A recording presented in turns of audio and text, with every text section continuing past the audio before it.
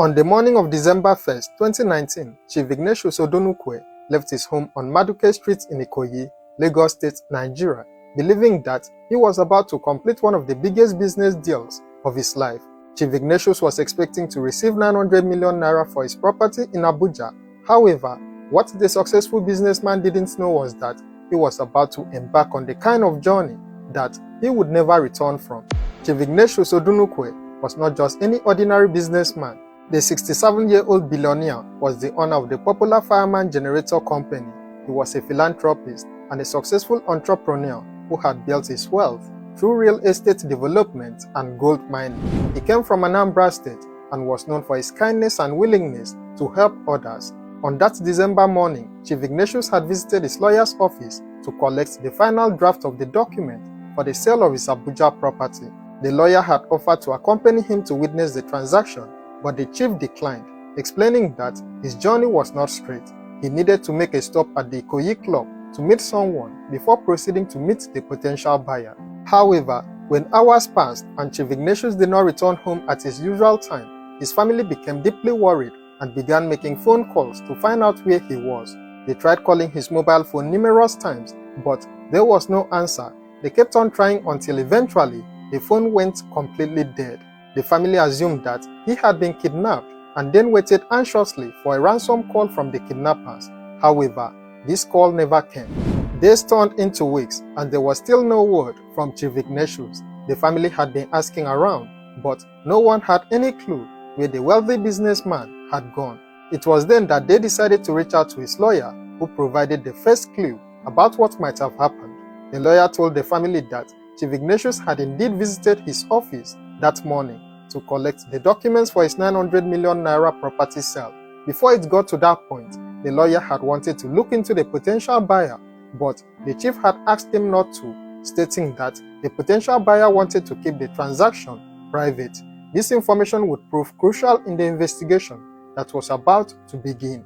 Unable to wait any longer, the family reported the case to the police at the Zone 2 Command in Lagos. The police immediately swung into action, treating it as a possible kidnapping case. However, what they would discover in the course of their investigation would turn out to be far worse than anyone would have imagined. The first breakthrough came when the police traced the chief's car using its tracking system. The vehicle was found at a location near a hotel in Aja, Lagos State. This discovery led to the arrest of Israel Abigarebu, a 35-year-old Uber driver who had the car parked in his compound. During questioning, Israel claimed he was innocent and that he had no knowledge of any crime.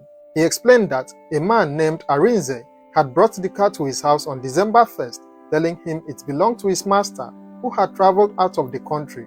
Arinze had promised to return the next day to collect it, but he never did. Israel's statement led the police to their next suspect, who was Arinze Igwe, a 26-year-old former hotel worker. When Arinze was arrested and interrogated, he revealed shocking information about what had really happened to Chief Ignatius. Arinze told the police that he knew a man named Daniel Bob Ibeaji, who was a regular customer at the hotel where he worked. On December 1st, Daniel had called him to report that a man who had come to visit them in the hotel had died while inside the room. Daniel had begged Arinze to help them move the body out of the hotel without anyone knowing. The trail then led investigators to Daniel Bob Ibeaji, a 42-year-old man who claimed to be a medical doctor from the United Kingdom. Daniel presented himself as a qualified surgeon and even claimed to be a fellow of the Royal College of Surgeons. When people later struggled to believe that he was a real medical doctor, Daniel would express confidence in his claims by stating that he was from a rich family and that he had left to study in the UK in 1995. He would also make it clear that all people needed to do to confirm the legality of his certification was to call the college because he was one of the best products of the university at the time. He would also reveal that when he returned from the UK in 2010, he was hired by Holy Trinity Hospital in Area 2, Abuja, where he practiced as a plastic and reconstructive consultant surgeon. When Daniel was first arrested, he completely denied any involvement in the chief's disappearance. He admitted to meeting the businessman that day, but claimed he had concluded their business transaction successfully and had seen Chief Ignatius drive away in his car before he left the hotel. When the police asked him for proof to show that he had indeed paid Chief Ignatius for the property, Daniel claimed he had paid for the property with gold, not cash. However, the police were not convinced by his story. During a search of Daniel's home, they found the signed documents of Chief Ignatius's property in his room. This was clear evidence that something was wrong with Daniel's version of events. The final piece of the puzzle came from an unexpected source. A fourth member of the gang, Solomon Cletus, had been arrested in Abuja over a completely different offense. While Solomon was in custody, detectives noticed that he was receiving numerous threatening phone calls and text messages. The callers were warning him not to reveal what he knew about Chief Ignatius's death, and they even threatened to kill him if he talked. The police became suspicious and decided to investigate further. They brought Solomon to Lagos, where he finally broke down and confessed his involvement in the murder. More importantly, he named Daniel Ibeaji as the mastermind behind the entire operation. Following Solomon's confession, Daniel could no longer deny his involvement. In a shocking confession that would horrify the nation, Daniel revealed exactly how he had planned and executed the murder of Chief Ignatius Odunukwe. Daniel explained that he had first seen an advertisement for Chief Ignatius's property sale in Abuja. He had contacted the chief to express his interest in buying the property and had then met once in Abuja when Chief Ignatius was attending an event in the city. Daniel had lied to Chief Ignatius about needing the property to build a hospital, using his claimed medical credentials to gain the businessman's trust. Over several months, he had carefully planned the perfect crime, recruiting Solomon Cletus and Arinze Igwe to help him carry out the murder. On December 1st, 2019, Daniel had scheduled a meeting with Chief Ignatius at a hotel in Lagos. The unsuspecting businessman had arrived at the hotel, carrying the drafted documents for his property and expecting to complete a legitimate business transaction. Meanwhile, Daniel had prepared a large sack which he claimed contained the 900 million naira payment for the property. After they had signed the documents, Chief Ignatius bent down to look into the sack in order to confirm that the money was there. This gave Daniel the opening to strike him hard on the head using the backside of an axe. The other suspects then rushed in to help him hold down the struggling businessman. Despite being attacked with the axe, Chief Ignatius continued to plead and struggle for his life. Daniel then brought out 2 syringes and gave him a lethal injection of a sedative drug, which he had obtained from a pharmacy by identifying himself as a medical doctor and also filling out the needed documentation. He administered 2 doses of the drug, and Chief Ignatius became calm before eventually dying from his injuries. After killing Chief Ignatius, the gang faced the problem of disposing of his body without being caught. They wrapped the body in a bag, and with Arinze's help, they carried it through the back door of the hotel. Arinze knew the layout of the hotel very well. Since he had been working there, he was able to guide them through areas where they would not be seen. The body was loaded into a waiting vehicle and then driven to a remote location in Ogombo Forest, near a canal in Ajah, Lagos State, where the body was dumped. Daniel then went home with the signed property documents, planning to wait until the investigation into the chief's disappearance had died down before coming out to claim ownership of the 900 million naira property. During the investigation, police discovered that Daniel was not doing this for the first time.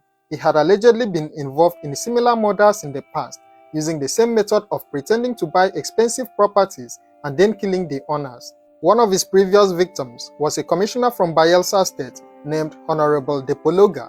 Like Chief Ignatius, the commissioner had been murdered after meeting with Daniel at a hotel in Abuja for a business deal involving the sale of a block of flats worth 220 million naira. His body had been found along Abuja Road 1 week after the meeting. Daniel had also attempted to end the life of another victim, Jude Efule, who was a property developer. In this case, Daniel had lured Jude to an undisclosed location under the pretense of payment for a property. He had locked Jude in a room and then forced him to sign a check for 9 million naira. However, Jude was luckier than the others. When Daniel's accomplices went to the bank to withdraw the money, Jude managed to escape from the unlocked room and then shouted for help.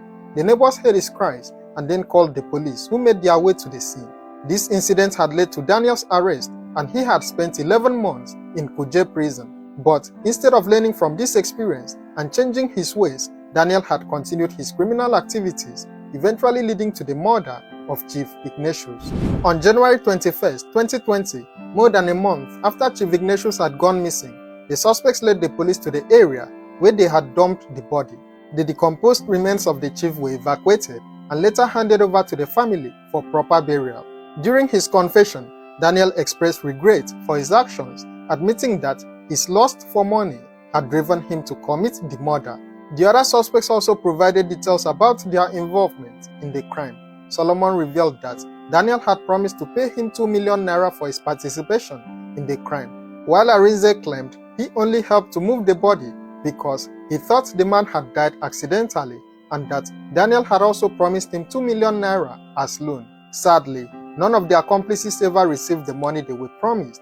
Daniel had used them to carry out his evil plan and then abandoned them when the investigation began.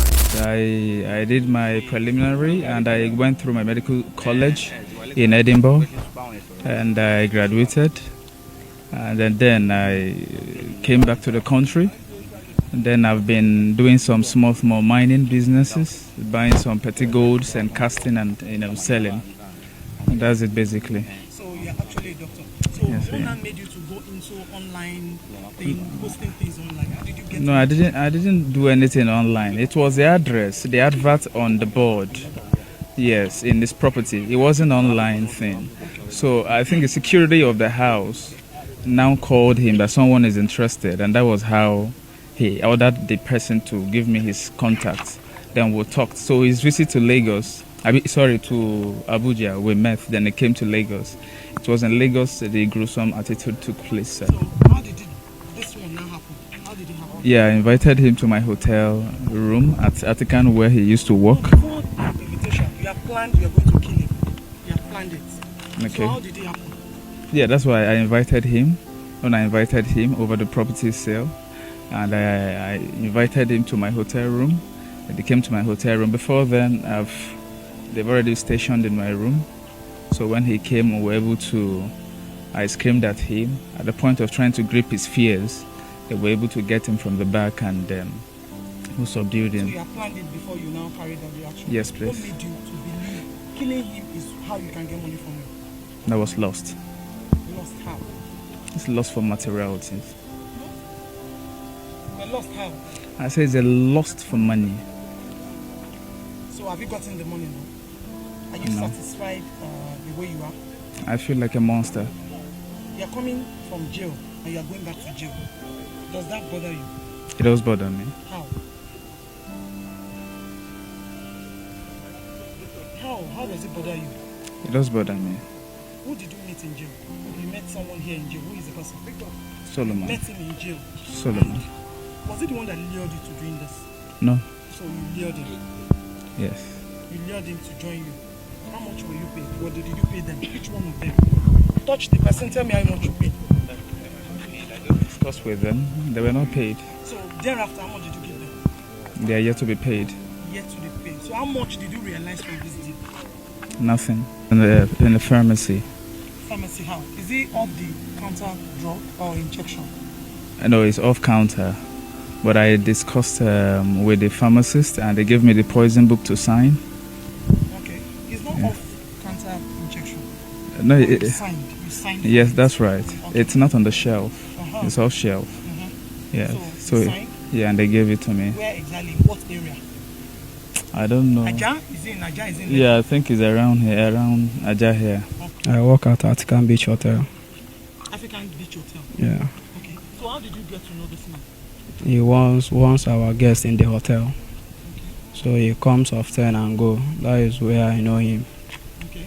So how did he approach you? It was on that Sunday that he called me that I have a guest that should help him out and stay with him in the hotel before the guests will arrive. That was it, man. So now? So when the guests arrived, he instructed me and Solomon to hold him so that he can inject him. So he injected the man, and after the injection, he asked us to go, that the man will wake up. So we are on our way going home before he called up that the man couldn't wake up again, or that we should come back. That was what happened. Okay, so who disposed of the body? It's me and Solomon. Okay, how did you do that? We put it inside the sack. Who disembarked the body? Who cut the body into? The body was not cut. So what happened? We put it inside the sack, and tie it with a sellotape. Okay. Yeah, and brought it down here. It wasn't my intention to kill Chief. I have not been killed in my life before. I was annoyed because I was helpless. I need someone to assist me. That was why he invited me. It was him himself. The back of the yes, he hit him by the back, not the sharp side. It's a lie. It's all in the statement. He said you were the one. No, I was the one. Nobody talked about. Why didn't you call the police when you Body out of the hotel. After the chief passed away, he ordered us to help take the body away from the hotel. From there, the body was put in a Ghana must go.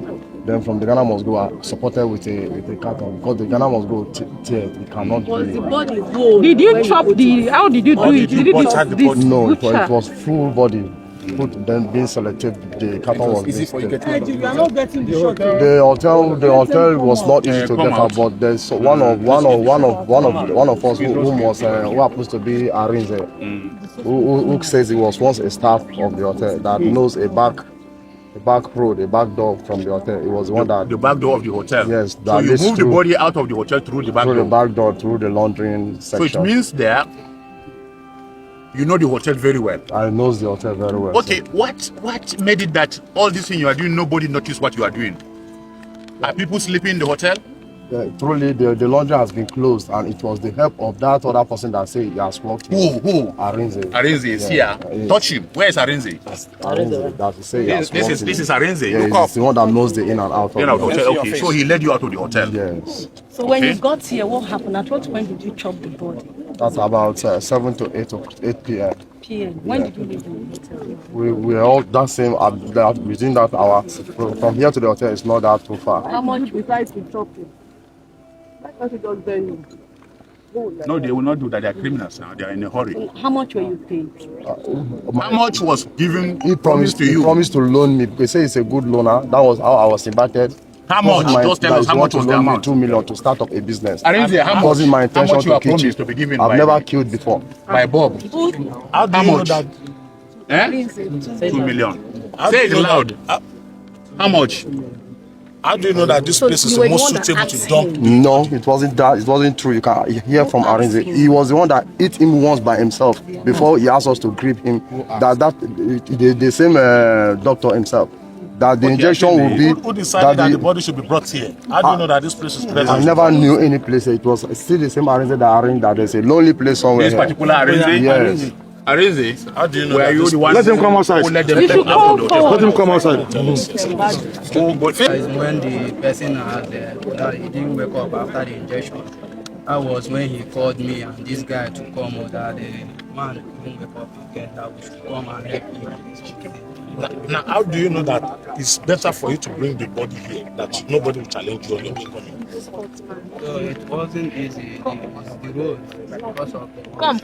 You live in this area very well. Your name? I came back from work. Who called you? Arinze called me in the night around that 9 to 10. To do what? He said his boss asked him to park a car in my house, that his boss is traveling, that he took his boss to the airport. There's no way to park the car, so if he had space in my compound to park the car. And I said, yes, that's how the car got to my house.